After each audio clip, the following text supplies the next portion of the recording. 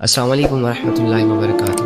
میری بات سنو، چاہے تم لڑکی ہو چاہے تم لڑکے ہو، پورے غور و فکر سے اور دل سے اور پوری سننا۔ تمہارے دل میں بھی گلے شکوے ہیں نا کہ کوئی نہیں ہے تمہارا؟ کسے بتاؤں اپنے دل کے راز؟ یہ دنیا میرے ساتھ ایسا کیوں کر رہی ہے؟ یہ لوگ میرے ساتھ ایسا کیوں کر رہے ہیں؟ اور میں خود بھی کچھ کر کیوں نہیں پا رہا؟ آخر میں ایسا کیوں؟ جب انسان دنیا کی زندگی کو ہی سب کچھ سمجھ لیتا ہے نا، تو واللہ وہ اس سٹیج پر چلا جاتا ہے کہ دنیا کی زندگی اسے سمجھ نہیں آتی۔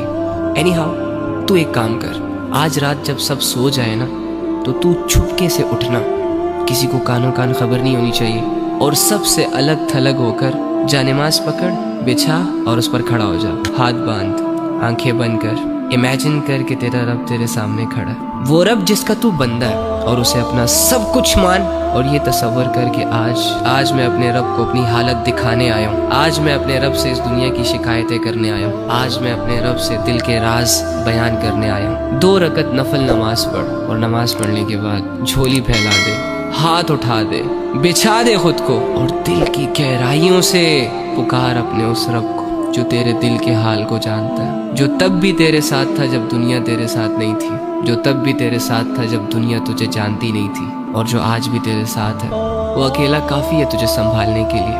اگر تو گر چکا ہے تو وہی تجھے اٹھا سکتا ہے۔ اس یقین، اس امید، اس تصور کے ساتھ اپنا حال دل اپنے رب کو سنا۔ ایک آنسو کا قطرہ نکل آیا نا، یا تیری آنکھیں صرف نم ہو گئی، یا چلو اگر تمہیں صرف اتنا احساس ہو گیا کہ میں اللہ کے سامنے بیٹھا ہوں، میں اللہ ہی سے بات کر رہا ہوں، یقین کر کے اٹھنا کہ تیرا رب تجھ سے راضی ہے۔ اللہ کے سامنے کھڑے وہی ہوتے ہیں جن کو اللہ کی ضرورت ہوتی ہے۔ تو اللہ کے بندو، آپ کے مسئلے کس نے حل کرنے ہیں؟ عاملوں نے؟ کالے جادو والوں نے؟ کس نے کرنے آپ کے مسئلے حل؟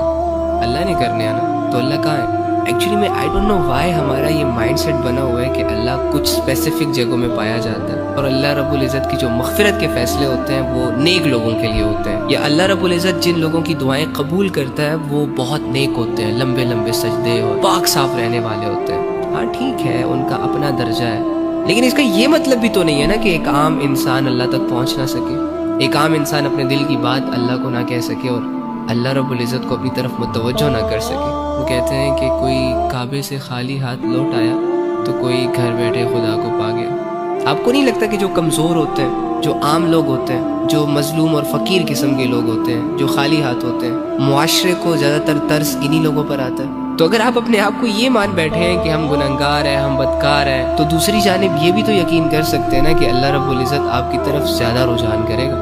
اللہ کے بندو، اللہ کہہ رہے میں تمہارے اشارت کے بھی قریب ہوں، اس اللہ سے اپنے مسئلے حل کرواؤ جو اللہ ساری زبانوں کو سمجھتا ہے، جو اللہ دل کے حال کو جانتا ہے۔